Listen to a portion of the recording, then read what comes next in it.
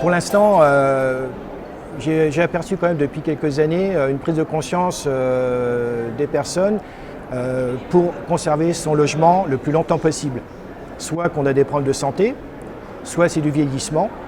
Et maintenant, depuis la loi de 2005 sur la loi sur le handicap, la réflexion sur le logement est beaucoup plus intéressante, enfin beaucoup plus, plus à l'ordre du jour. Lorsqu'on fait une réflexion, on est valide, on est presque à la retraite, les enfants sont partis, donc on va peut-être réfléchir sur un logement, son propre logement à redescendre au rez-de-chaussée, la salle d'eau et la chambre, pour que tout soit accessible. Alors dans le cas des conseillers particuliers, quand une personne vient, dit voilà, je fais une maison, j'ai commencé à faire des plans, qu'est-ce que vous en pensez?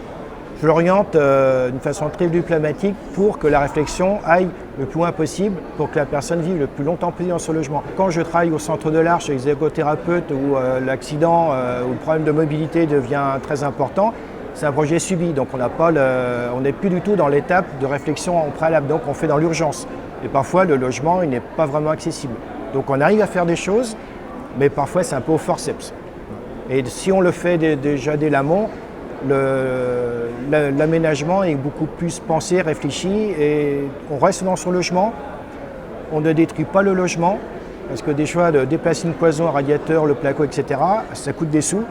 Et si on le pense avant, l'aménagement sera pratiquement financièrement réduit à très peu de choses, quoi.